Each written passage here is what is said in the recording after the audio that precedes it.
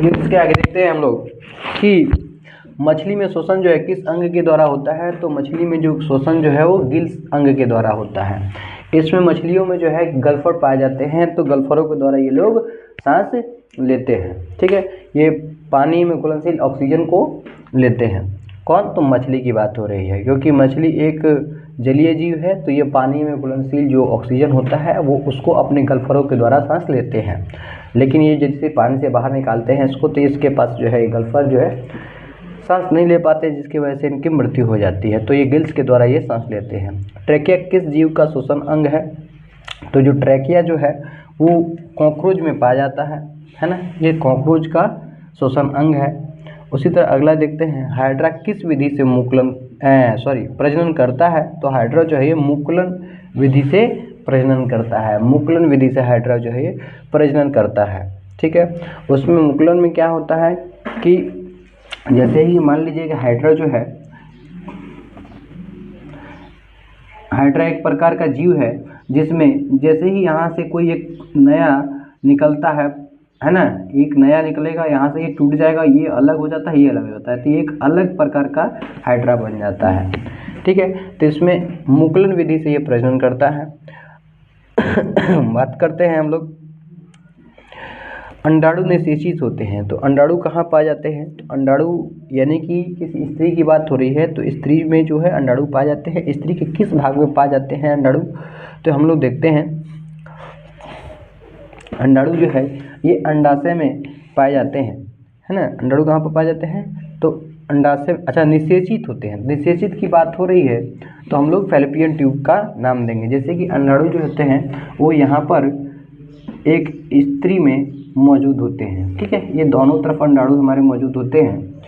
और जब कभी भी कोई नर पुरुष से जब टेस्टोस्टेरोन हार्मोन से, यानी कि जब सीवेम जो है अंदर की तरफ जाता है, तो ये फैलोपियन ट्यूब ये योनि मार्ग से होते हुए जाता है। तो योनि मार्ग में जो है ये निषेचन की क्रिया जो है ये फैलोपियन ट्यूब में होती है। यहाँ ये जो ट्यूब है इसको फैलोपियन ट्यूब का नाम देते हैं, है ना।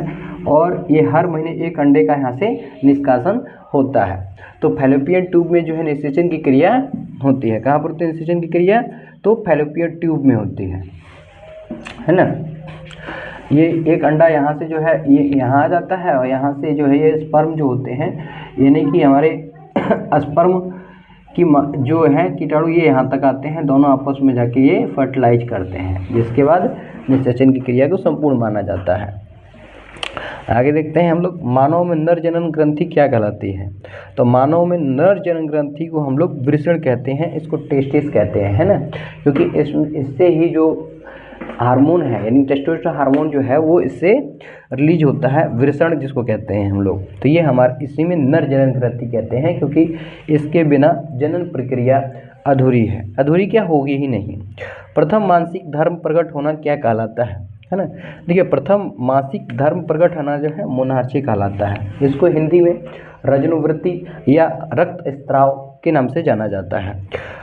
ये क्या होता है? ये जब कभी भी ये अंडाणु जो होते हैं, अंडाणु जब परिपक्व हो जाते हैं, 1 महीने का प्रोसेस होता है, जब परिपक्व हो जाते हैं तो ये ऊपर की तरफ यहाँ आ जाते हैं, और यहाँ की दीवारें जो हैं ये काफ़ी मोटी हो जाती हैं। इस पर मांसल्स जो पेशियाँ हैं, मांसपेशियाँ हैं जो ही थोड़ी सी मोटी हो जाती हैं, जिसके उपरांत ये 1 महीने मतलब वेट करता है कि निषेचित होने के लिए अंडा जो है निषेचित होने के लिए क्या करता है?